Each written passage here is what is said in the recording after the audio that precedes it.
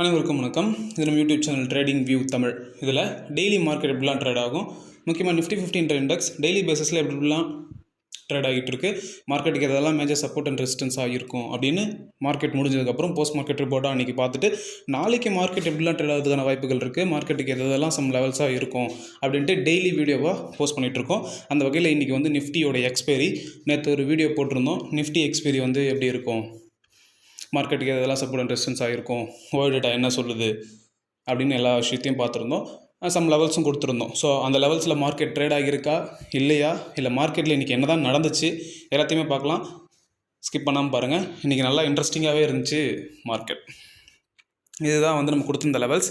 Support 2 வந்து 24,963, support 1 வந்து 25,031, resistance 1 25,126, resistance 2 25,228 இந்த ரேஞ்சில் கொடுத்துருந்தோம். இயர்லி மார்னிங் பார்த்திங்கன்னா நிஃப்டி வந்து ஒரு நெகட்டிவில் தான் இண்டிகேட் பண்ணிகிட்டு இருந்துச்சு. ஓவராலாக குளோபலாகவும் பார்த்திங்கன்னா நாஸ்டாக்கும் வந்து நல்ல ஒரு செல்லிங் ப்ரெஷரில் தான் இருந்துச்சு. குளோபலாக வந்து மார்க்கெட் வந்து கீழே போகிற மாதிரி தான் இருந்துச்சு. இருந்தாலும் நம்மளுடைய மார்க்கெட்டுக்கான ஓவர் டேட்டா அப்படி பார்த்திங்கன்னா 25,000 கீழே போகிறதுக்கு வாய்ப்பே இல்லை. 25,000 புட் சைடு வந்து நல்லாவே ஓவர் டேட்டா பில்ட் பண்ணியிருந்தாங்க. நேற்று போட்ட வீடியோவில் போய் பாருங்கள். அதுதான் சொல்லியிருந்தேன். என்ன சொல்லியிருந்தேன் நேற்று அப்படின்னா, மார்க்கெட்டை வந்து 25,000 25,050 ஒரு கன்சால்டேஷன்லேயே மார்க்கெட்டை முடிக்கிறதுக்கான பாசிபிலிட்டிஸ் நிறையா இருக்குது அப்படின்ற மாதிரி சொல்லியிருந்தேன்.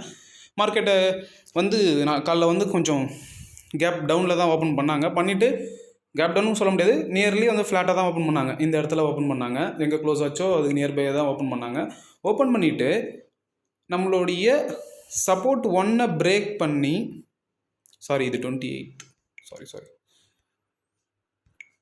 ஸோ மார்க்கெட்டை வந்து நம்மளுடைய சப்போர்ட் 1 கிட்ட தான் வச்சுருந்தோம். 25,031 வந்து சப்போர்ட் எடுத்துட்டு மார்க்கெட் பொறுமையாக மேலே ஏற ட்ரை பண்ணி நம்மளுடைய ரெசிஸ்டன்ஸ் 1 அதாவது 25,126 பிரேக் பண்ணி மேலே போயிட்டு நம்மளுடைய ரெசிஸ்டன்ஸ் வந்து பிரேக் பண்ணதுனால சப்போர்ட்டாக மாறிடுச்சு. நம்மளுடைய சப்போர்ட்டில் இந்த கேண்டில் பார்த்தீங்களா, இந்த கேண்டில் வந்து நம்மளுடைய ரெசிஸ்டன்ஸ் வந்து சப்போர்ட் எடுத்து தான் மேலே போக தான் ட்ரை பண்ணிச்சு.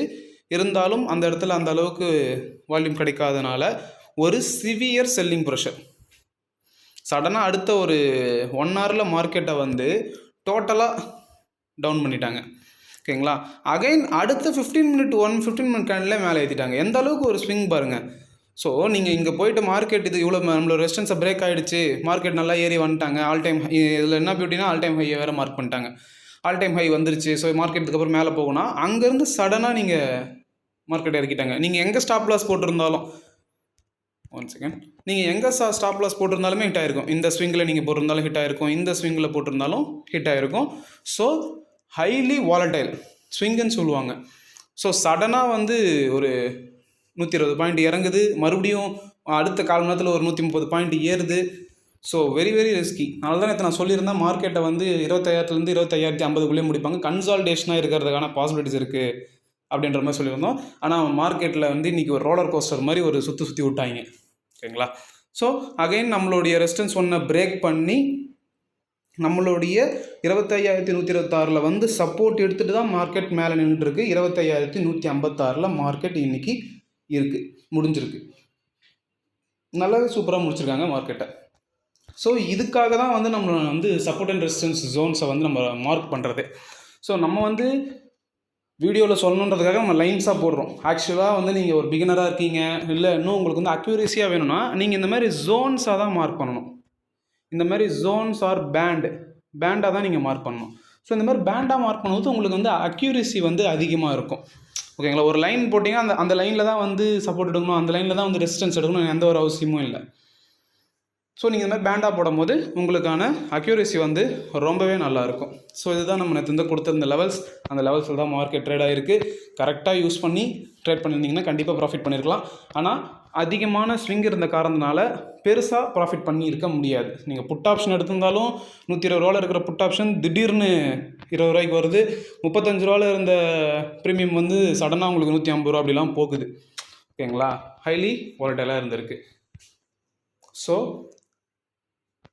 நாளைக்கு வந்து மார்க்கெட் இதெல்லாம் எப்படி ட்ராவல் ஆகும், எப்படிலாம் மார்க்கெட்டுக்கான major support and resistance levels இருக்கும் அப்படின்றதையும் பார்த்துடலாம்.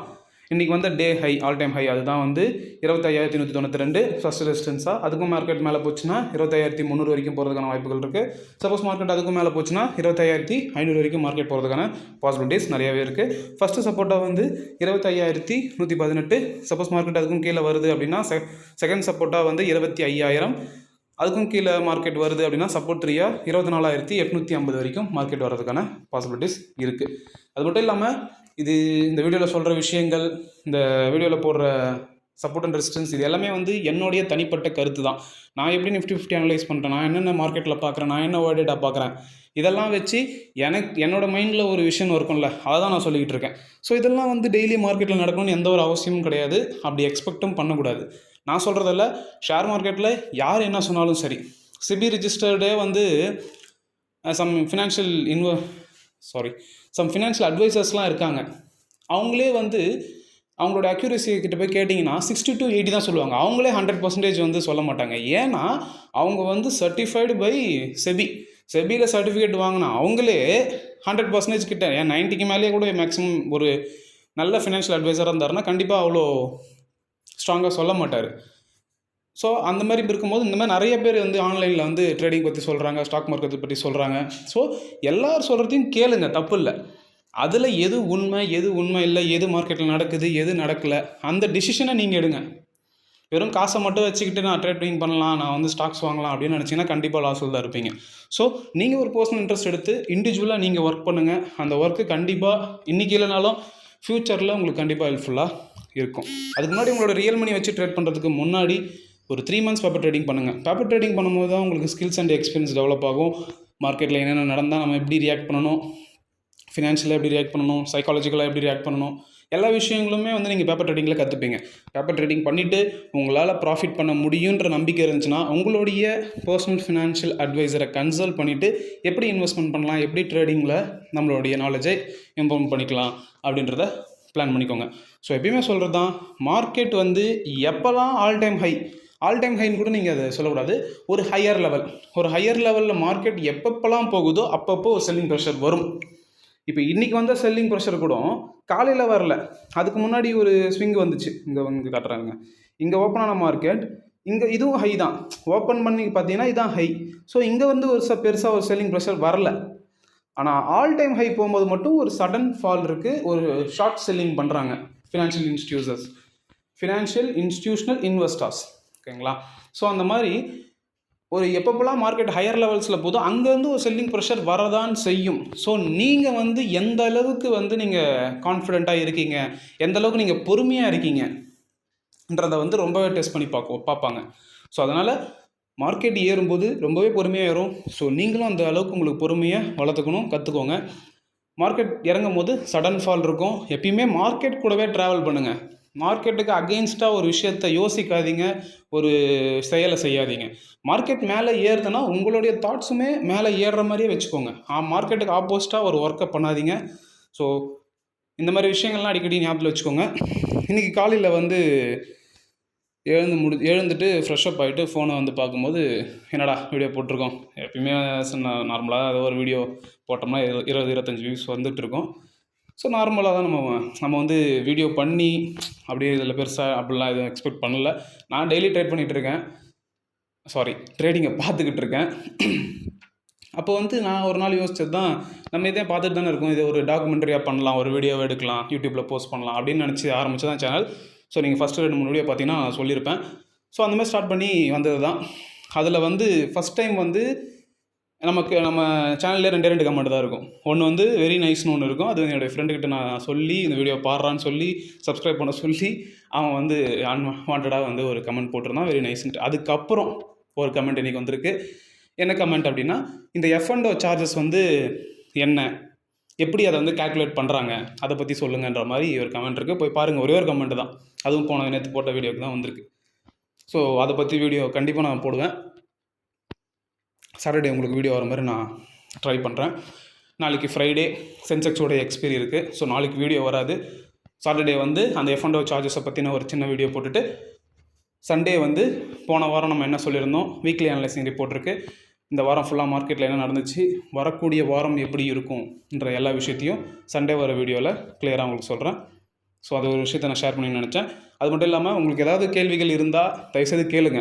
ஏன்னா எனக்கும் ஃபுல்லாக தெரியுமான்னு தெரியல. நீங்கள் கேட்க போகிற கேள்வியில் தான் இப்போ இந்த எஃப்எம் சார்ஜர்ஸ்னு இருக்குது. நான் அந்த வீடியோவில் அதை பற்றி பேசுகிறேன். ஸோ நீங்கள் இந்த மாதிரி கேள்வி கேட்கும்போது தான் நானும் அதை பற்றி இன்னும் டீப்பராக தெரிஞ்சுப்பேன். ஏன்னா இப்போ எனக்கு நான் பார்த்தேன்னா சும்மா எனக்கு தெரிஞ்சது மட்டும் பார்த்து எனக்கு தேவையானது மட்டும் எடுத்துகிட்டு விட்டுருவேன். அதுவே நான் ஒருத்தவங்களுக்கு சொல்லணும், நான் ஒரு வீடியோவாக போடணும்னு நினச்சேன்னா நான் இன்னும் டீப்பராக நான் ஸ்டடி பண்ணணும், அனலைஸ் பண்ணணும். பண்ணிட்டு தான் நான் உங்ககிட்ட சொல்ல முடியும்.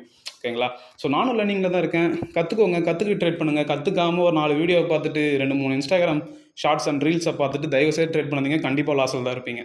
ஓகேங்களா? ஸோ பொறுமையாக இருங்க, கேர்ஃபுல்லாக ட்ரேட் பண்ணுங்கள், கற்றுக்கிட்டு ட்ரேட் பண்ணுங்கள், சேஃபாக இருங்க. அடுத்த வீடியோவில் பார்க்கலாம். நன்றி, வணக்கம்.